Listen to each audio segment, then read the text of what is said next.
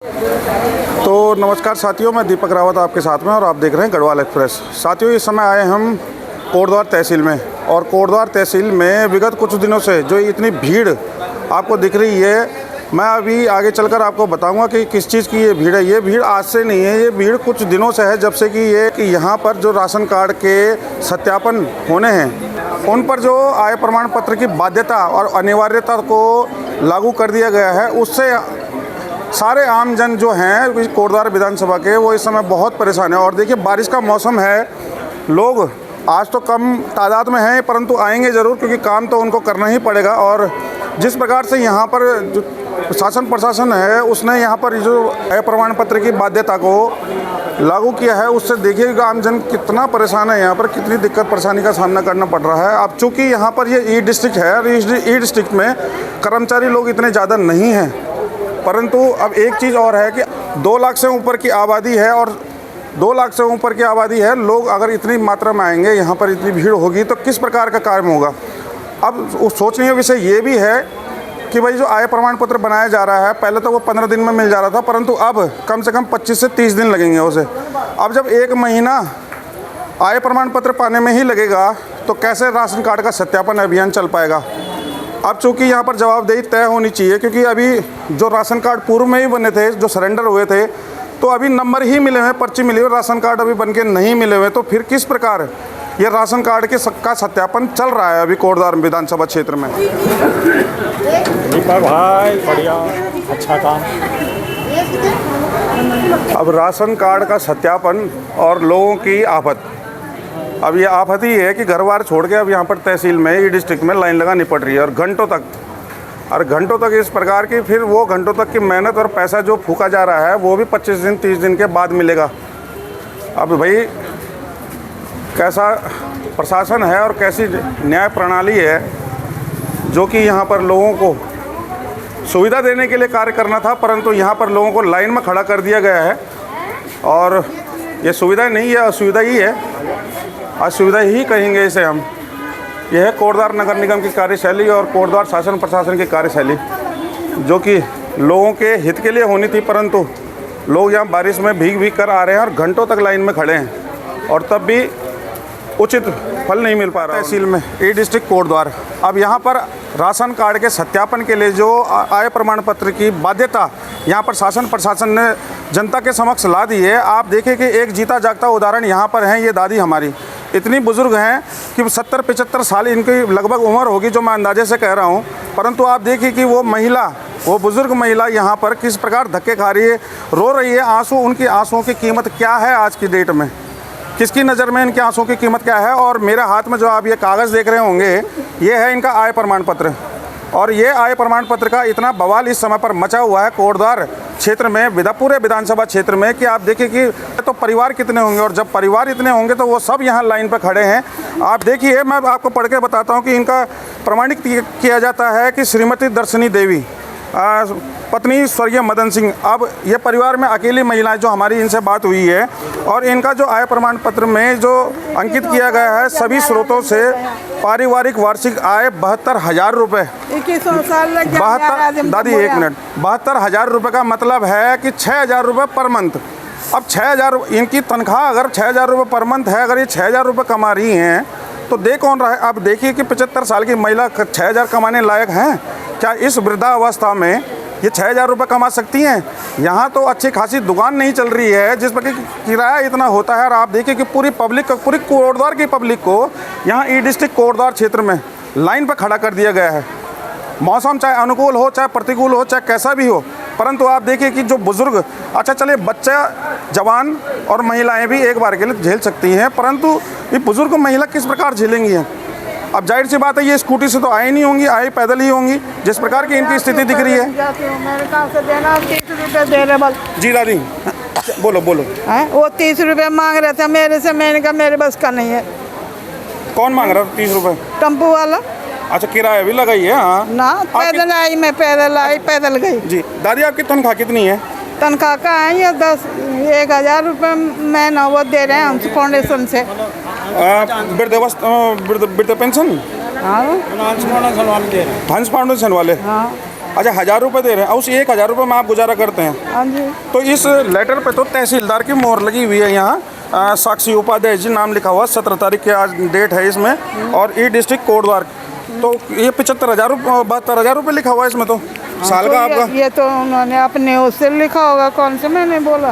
तो 1000 रुपये अगर आपको हंस फाउंडेशन वाले दे रहे तो उस हिसाब से आपका जो वार्षिक आय हुई वो हुई 12,000 रुपये। तो ये 72,000 रुपये की कैसे बना दी इन्होंने भाई? वो मुझे क्या पता, वो जाने।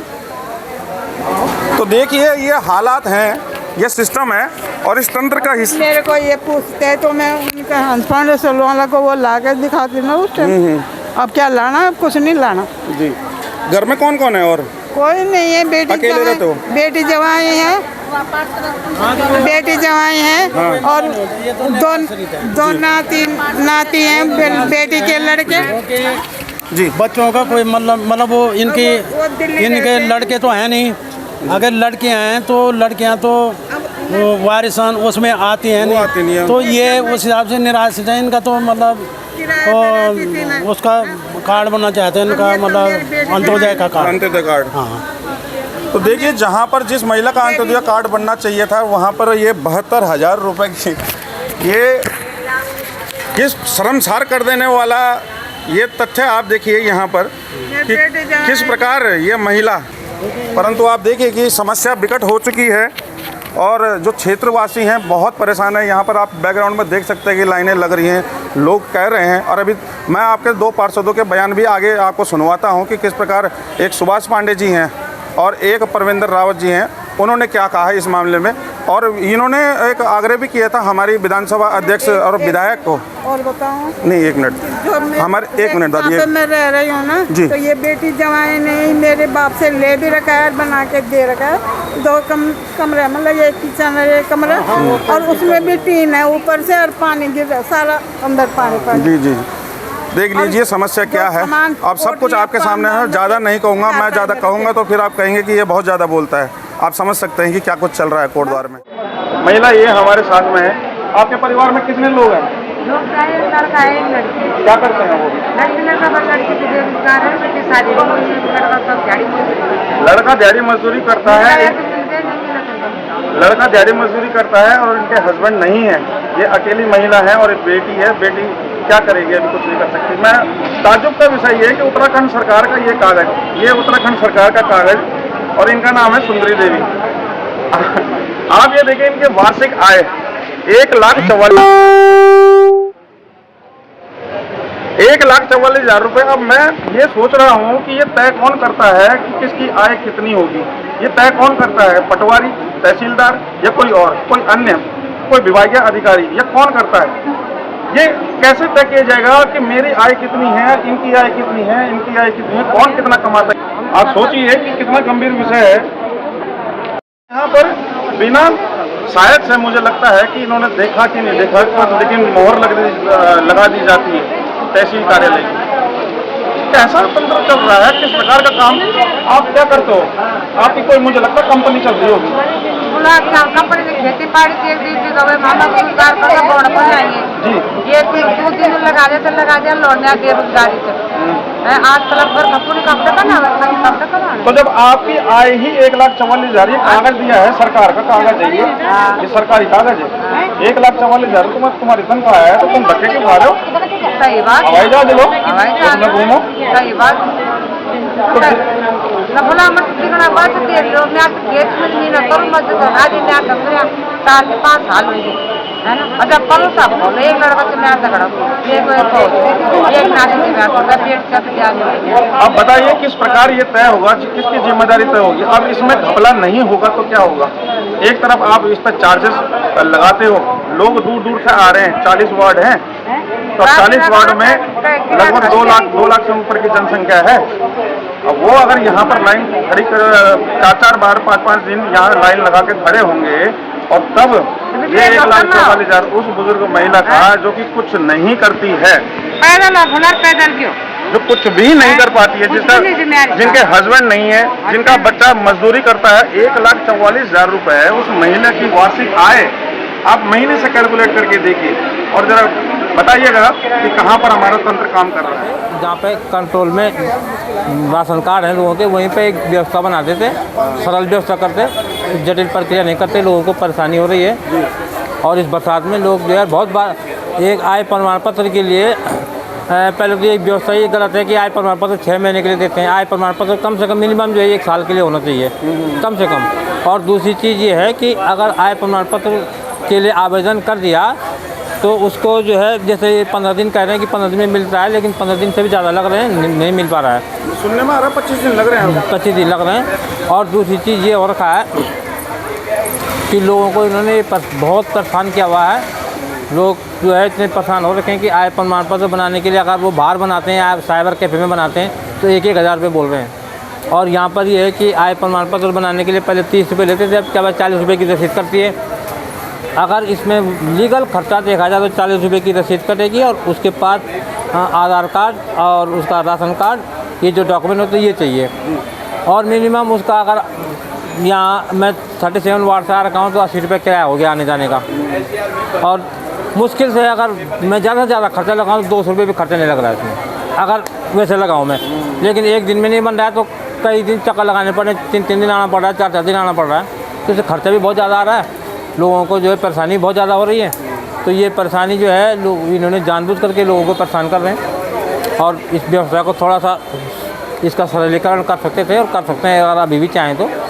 अच्छा, कुछ महीने पहले भी आय प्रमाण पत्र बनवाने के लिए कहा था, वो भी बनवाए गए थे। हाँ, वो भी ये कह रहे हैं कि वो निरस्त होंगे, वो मान्य नहीं होंगे।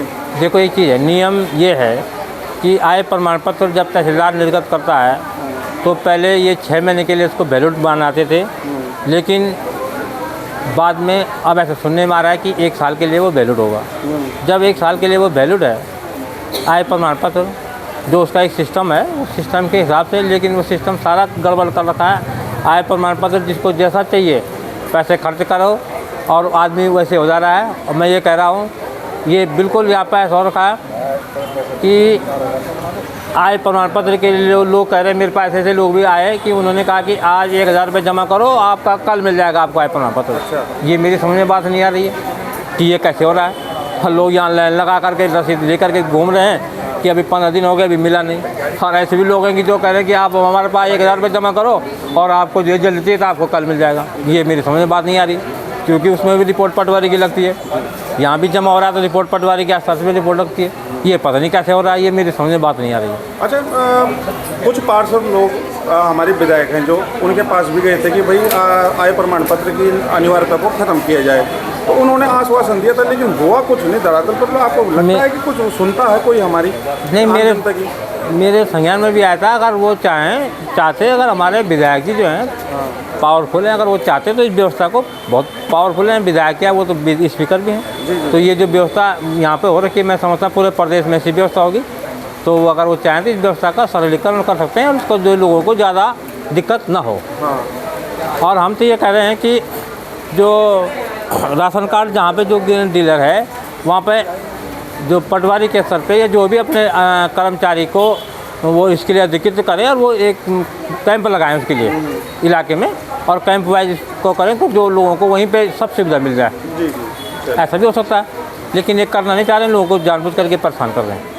इसमें ये ना भाई साहब, देखो गलत तो हो ही रखा है आय प्रमाण पत्र का ना। हाँ। मेरा बोलना ये है कि तुम भाई आय प्रमाण पत्र के लिए लोगों को भीड़ लगा रहे हो। वहाँ पे एक आय प्रमाण पत्र बनने में कम से कम 300-400 रुपए लग रहे हैं। बिल्कुल, एफिडेविट भी बनेगा उसमें और भी चीजें बन रही हैं। अगर वो प्राइवेट सीएससी सेंटर में जा रहा है तो 100 रुपए तो प्राइवेट सीएससी सेंटर वाला सीधा ले रहा है, जो उसकी फीस है अपनी, है ना। और 200-300 रुपए बनाने में लग जा रहा है, तो ये आदमी के 300-400 रुपए लाइन अलग हो रखी है वहाँ पे खड़ी। और कर्मचारी अलग से परेशान है जी। और आपने ये मैडम से भी आग्रह किया था, जो विधायक मैडम है हमारी, तो उन्होंने क्या आश्वासन दिया, मतलब क्या कार्य हो रहा है फिर अब उससे? वो उनसे आग्रह किया था मैंने, लेकिन वो तो फिर और भी ज्यादा जटिल हो गया उसमें। मेरा तो ये था ना कि दीदी कि मतलब इस तरीके से कराते कि या तो शपथ पत्र ले लेते लोगों से, आय प्रमाण पत्र शपथ पत्र ले लो। इस शपथ पत्र की कोई वैल्यू नहीं है क्या? बिल्कुल नहीं। अगर कोर्ट में शपथ पत्र की वैल्यू होती है, अगर मैं शपथ खा रहा हूँ उसमें स्टाम्प पे लिख के दे रहा हूँ 20 रुपए के स्टाम्प पे कि भाई अगर मेरा गलत पाया जाता है तो निरस्त कर दिया जाए, या जो भी दंडात्मक कार्रवाई होगी वो कर दिया जाए, है ना। तो आय प्रमाण पत्र का जो 400-500 रुपए जो खर्च हो रहे हैं इससे बच जाते लोग। जी और बिल्कुल। उसकी जगह हम अपना शपथ पत्र देते। और सर एक चीज और पूछना चाह रहा हूँ कि जो इन्होंने बीएलओ वगैरह लगाई हैं, जिस वार्ड की जो बीएलओ है उन्हीं को ड्यूटी पे लगाया है, ये कहाँ तक सही मानते हैं आप उसको?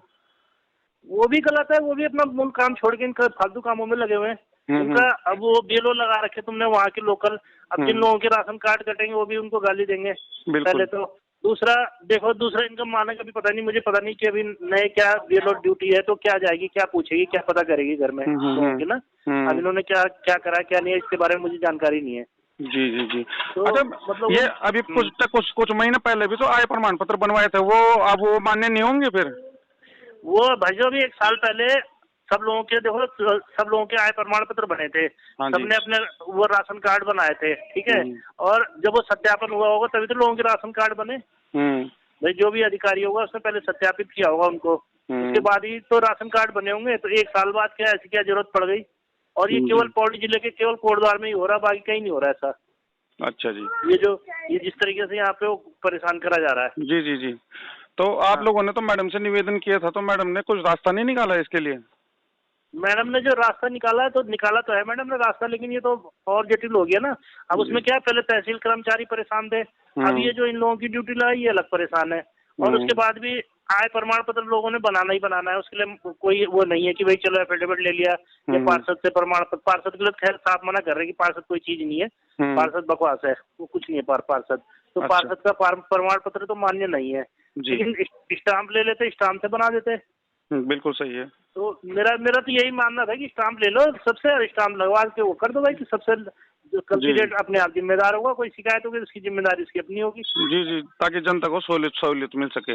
हाँ, और एक भाई से दूसरा ना, ठीक है हमने अभी एक साल पहले तो बनाए थे, जब हमारे कागज चेक हुए होंगे तभी से लोगों के राशन कार्ड बने है ना। जब अधिकारी ने उसको सत्यापित किया होगा उसके बाद ही राशन कार्ड बना होगा। जी बिल्कुल। फिर दूसरा जब ये राशन कार्ड तुमने बना दिए तो अब सत्यापन की क्या जरूरत पड़ी? एक साल बाद ऐसी क्या जरूरत पड़ गई? अभी तो लोगों को राशन कार्ड भी नहीं मिले हैं। जी जी सर, मैं ये भी जानना चाह रहा था, क्योंकि कई लोगों को राशन कार्ड के नंबर पर्ची में मिले हुए हैं बस।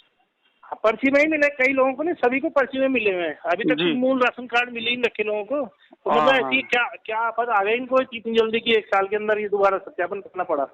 चलिए ठीक है सर, आप एक काम करता हूँ, फिर आप अपने काम कर लो, और यही जो मैंने अभी रिकॉर्ड करा ये पूछा है ना, इसी को लगा दूंगा एज इट इज, है नहीं? इसमें वैसे एक चीज और है, अधिकारियों से भी लो, कल तुम भी, हम ठीक है जनता परेशान हो रही है, अधिकारी भी कल ये स्टाम्प लिख के दे कि अगर कल की डेट में कोई फर्जी राशन कार्ड पाया गया तो उसका जिम्मेदार अधिकारी होगा। जब हमारा जनता का लाखों रुपए खर्च हो रहा है, जनता का ही तो पैसा है, ये हमारे जो कर्मचारी लोगों के घरों में जा जाके सत्यापन करेंगे तो ये जनता का ही पैसा है। जी बिल्कुल। और आप देखो ना, कोटद्वार विधानसभा कितनी बड़ी है, कितने लाखों लोग हैं, वो आएंगे फिर। हाँ, तो जब इनका सत्यापन हो जाएगा इसके बाद अधिकारी की जिम्मेदारी होगी, अगर एक भी राशन कार्ड फर्जी पाया गया तो अधिकारी के खिलाफ कार्रवाई होनी चाहिए। जी जी जी। चलिए, इतना सारा जाम ताम तुमने लगा दिया तो तुम्हारी भी तो जिम्मेदारी होनी चाहिए। जी बिल्कुल, जिम्मेदारी झाड़ लोगे। जी जिम्मेदारी तय होनी चाहिए। हाँ, कल तुम भी पल्ला नहीं झाड़ सकते फिर। बिल्कुल सर। चलिए ठीक है सुभाष भाई, धन्यवाद। ठीक है सर, कोटद्वार नगर निगम के क्षेत्र के अंतर्गत जो राशन कार्डों का सत्यापन हो रहा है और जो तहसील में जाकर आय प्रमाण पत्र बनाने की अनिवार्यता है, उसको कहाँ तक आप सही मानते हैं? देखिए, राशन कार्ड सत्यापन की प्रक्रिया ये मेरे ख्याल से प्रत्येक 4-5 साल में एक बार होती है, और ये सरकार द्वारा ये प्रक्रिया कराई जा रही है। लेकिन इसमें जो आय प्रमाण पत्र की जो अनिवार्यता रखी गई है, मैं समझता हूं कि आय प्रमाण पत्र की अनिवार्यता होनी नहीं चाहिए, क्योंकि जिन लोगों के राशन कार्ड बने हुए हैं पूर्व में, वो आय प्रमाण पत्र के आधार पर ही बने हुए, चाहे वो किसी का अंत्योदय कार्ड है, सफेद कार्ड है, पीला कार्ड है, क्योंकि जो खाद्य आपूर्ति विभाग है वो आय प्रमाण पत्र देखता है, तभी राशन कार्ड जो है जारी करता है। तो दोबारा से ये राशन कार्ड की अनिवार्यता होनी, क्योंकि सबका रिकॉर्ड तो खाद्य विभाग में पहले ही मौजूद है, वहाँ फाइल प्रत्येक राशन कार्ड धारक की, तो ये दोबारा से होने नहीं चाहिए। तो इससे हो क्या रहा है कि कोटद्वार नगर निगम क्षेत्र की जनसंख्या इतनी ज्यादा है और तहसील में जो आय प्रमाण पत्र के जो कार्य कर रहे हैं लोग, वो सीमित मात्रा में है, जबकि प्रयास किया गया है वहाँ पे हमारे नेताओं द्वारा कि वहाँ पे आय प्रमाण पत्र की 1-2 खिड़कियां और खुली, लेकिन उससे हो क्या रहा है कि उसमें आय प्रमाण पत्र जिसको बनाना है उसको अपनी खाता खतौनी भी निकालनी है, तो एक लाइन तो खतौनी के निकालने में लगी हुई है, दूसरी लाइन आय प्रमाण पत्र बनाने वालों की लगी हुई है, फिर उसमें स्थायी निवास मांगते हैं, तो बहुत सारी स्टाम्प उसमें एफिडेविट देना पड़ता है, तो बहुत लंबी प्रक्रिया है, जनता का पैसा भी खर्च हो रहा है। और मेरे ख्याल से पहले 15 दिन में आय प्रमाण पत्र प्राप्त हो जाता था, तो अभी सुनने में आया कि 25-25 दिन में भी लोगों को आय प्रमाण पत्र जो है प्राप्त नहीं हो रहे हैं, तो इससे जनता ही परेशान हो रही है। अभी सुनने में आया था कि विधानसभा अध्यक्ष के पास भी एक रिपोर्ट गई थी, किन्हीं पार्षद लोगों ने कहा था, शायद आप लोगों ने ही कहा होगा कि उनको कि इसकी अनिवार्यता खत्म की जाए, तो उनकी तरफ से कोई आश्वासन मिला, और जो मिला है तो उसका किस प्रकार क्रियान्वयन हो पा रहा है? देखिए, माननीय विधायक विधानसभा अध्यक्ष जी के पास जो भी मार्गदर्शन पार्षदों ने किया, मैं उस बैठक में शायद मैं उपस्थित नहीं था, लेकिन जो सुनने में आया कि कुछ पार्षदों ने तो ये जो भीड़ है, इस भीड़ को देखते हुए ये कदम उठाया कि भीड़ लोग परेशान ना हो, लेकिन उन्होंने यही कहा कि सत्यापन की प्रक्रिया जो है सरल होनी चाहिए पार्षदों ने। लेकिन हो क्या रहा है, विधायक जी ने उसमें कदम भी उठाया है और उन्होंने सत्यापन के लिए नोडल अधिकारी विभाग द्वारा लगाए गए हैं कि घर घर जाकर सत्यापन हो। लेकिन घर घर जाकर सत्यापन होना तो ठीक है, उचित है, लेकिन जो प्रमाण पत्र जो ये मांगा जा रहा है विभाग द्वारा, एक तरफ तो सत्यापन हो रहा है, दूसरी तरफ आय प्रमाण पत्र, और आय प्रमाण पत्र की अवधि भी जो है 25-30 दिन में प्राप्त हो रहा है, तो लोग परेशान हैं। उसमें फिर मकान मालिक हैं, किराएदार हैं, तो गरीब तबके के लोग हैं, तो मैं समझता हूँ कि सत्यापन की प्रक्रिया बिल्कुल गलत है। इस सत्यापन अगर इनको खाद्य आपूर्ति विभाग को करना था तो राशन कार्ड बनाने से पहले सत्यापन करना चाहिए था, ताकि ये पता चल सके कि कौन सही है। बिल्कुल बिल्कुल, उससे ही पता चल जाता। और जो दस्तावेज तो पहले ही लोगों के जमा हो रखे, अभी कौन से नए कार्ड बने, अभी तो लोगों के पुराने कार्ड भी नहीं आए। एक कार्ड नंबर लोगों के पास, राशन कार्ड नंबर है, उसी से लोग राशन लेते। सोशल मीडिया के माध्यम से जो हमें सूची प्राप्त हुई है उसमें एक नोडल अधिकारी है, वो किसी विभाग का है, और उनके अधीन जो आंगनवाड़ी वर्कर हैं वार्डों की, उनको लगाया गया। अब मैं ये समझता हूँ कि एक आंगनवाड़ी वर्कर जिसके पास इतना ज्यादा कार्य होता है, जो अपनी आंगनबाड़ी का कार्य भी देखती है,